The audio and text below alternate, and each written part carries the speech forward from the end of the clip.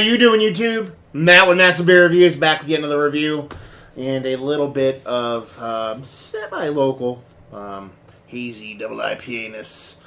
On today's Massive Beer Review with Equilibrium Brewing's Vulgar display of flower. What did you say? Come on. You know, you're talking about a brewery that's killing it on this front as far as IPAs go, so I'm super excited to give that a whirl, even though I've had this beer before. It was on draft a while ago. And, you know, whenever you're referencing Pantera, shit can't go bad. Well, it can, because people get shot on stage and stuff. But anyway, yeah, super excited to give it a whirl. I've done a couple of Equilibrium beers, but I've never had any of their cans review-wise. I've had them actually, like, out and about. They just started canning about, just about a month ago. So, yeah, haven't reviewed this one. New can. Let's have at it. As far as what it says on the can itself, it says Double India Pale Ale, brewed at Equilibrium Brewing Company, Middletown, New York. Refrigerated at 30 degrees or enjoy now. 30 degrees, very specific there. Equilibrium Vulgar display of flower, hoppy, bitter, double IPA, 8%. That be that. Label-wise, it's all right. It's their big kind of circle pattern kind of logo with some words going on. That's pretty much it. Stickered can that everybody fucking covets. So yeah, let's crack into this. Equilibrium has not been open for a while now, a couple months, but they just started canning. I think this is their third release. They did their Photon, which I reviewed. They did their MC Squared, which I reviewed.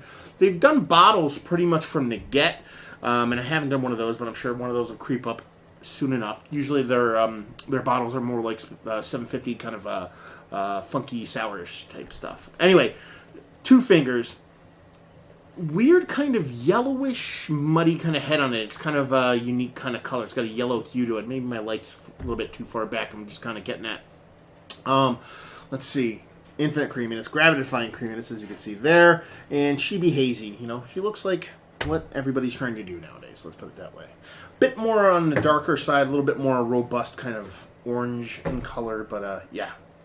No, it's definitely got that kind of yellowish kind of honey hue to the head itself. Don't see it a lot in these double IPAs. Usually it's more of a, I don't know what to call it. It's different. How's that? Descriptions and words and things. Let's get a nose on her.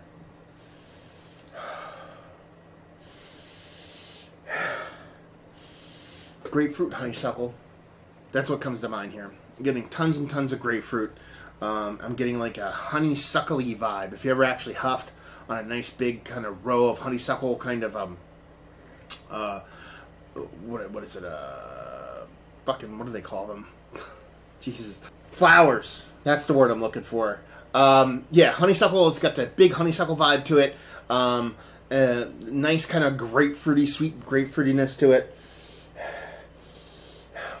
Now, getting back into it, had to get up and adjust my camera real quick, hence the jump cut. Getting a little bit more peachiness from it. Definitely more specific grapefruit, absolute grapefruit in there. A little bit of kind of straight up peachiness and a whole bunch of sweetness going on in there. A whole bunch of kind of that honeysuckly vibe thing going on there. So, yeah, super sweet, vibrant, super compelling, super tantalizing. What other words can I throw out there? I don't know. Let's just dive in. Cheers.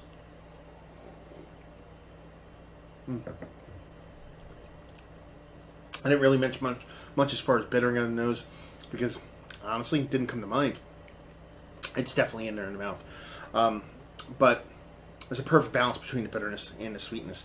The sweetness you think is going to come off way sweeter based off of the nose, but that's not the case. It's got a nice sweetness, but definitely not too big. And the bittering that is in there is balancing it off. The bitterness is kind of generic. It comes off a bit green, a bit vegetal, almost like, but it's not too far in one direction or the other as far as piney, weedy, or dankiness, or anything like that. It's more generic bittering. I guess you would say leaning kind of green, vegetal, like that fruitiness, that sweet fruitiness isn't as distinct. It's definitely still leaning grapefruit, but it's not as cut and dry as it was in the nose. Bit more of a medley. Nice mouthfeel to it. Nice creaminess. Yeah. I think that's it. This beer is not anything that's gonna make you kind of change your thought process about how beers go.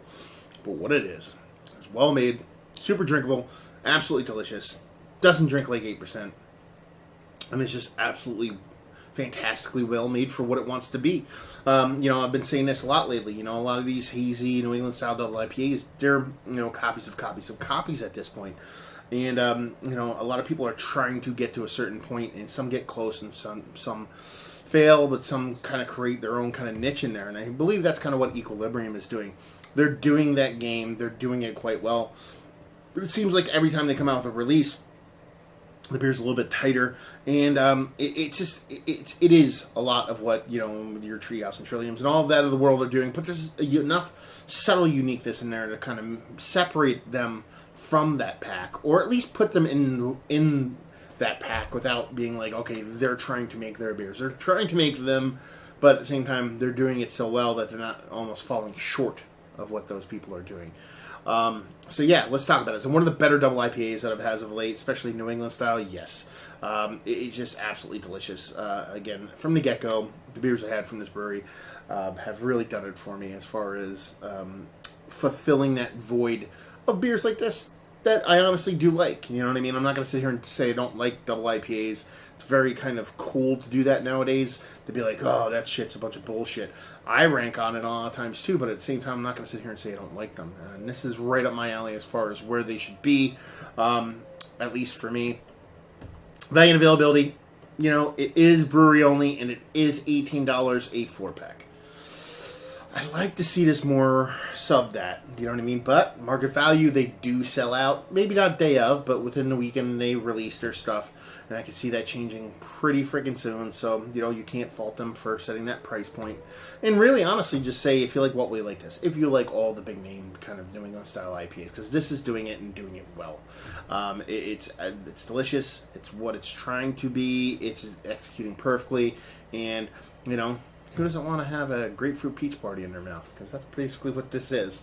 Kind of give me a little bit it's not even a knock, but if they did a little bit of something drier yeast-wise, I might be a little bit more turned on, and combine that with if they kind of did a little something with that bitterness, brought a little bit of added kind of uniqueness to that flavor. It might be just an absolute standing ovation home run for me. But again, absolutely fantastic beer and worth picking up, especially if you're in and around Middletown, New Yorkish area. It's about an hour and a half from New York City. It's about an hour and a half from us here in northeastern Pennsylvania. So if you can travel there or procure some, it's definitely worth checking out, especially if you're into those beers that these are trying to be, or are. They're not trying to be that. They are. So there you go. Another review in the books. Hopefully you guys enjoyed the review. If it didn't, anywhere in between, please leave a comment in the comment section below. Like, subscribe, and all that fun stuff. Facebook, Twitter, Instagram, Untapped, Massive Beers, all 4 of those places. And yeah, another review down. So hopefully you guys enjoyed the review. Hopefully you're enjoying a vulgar display of flour right now. And hopefully see you next time.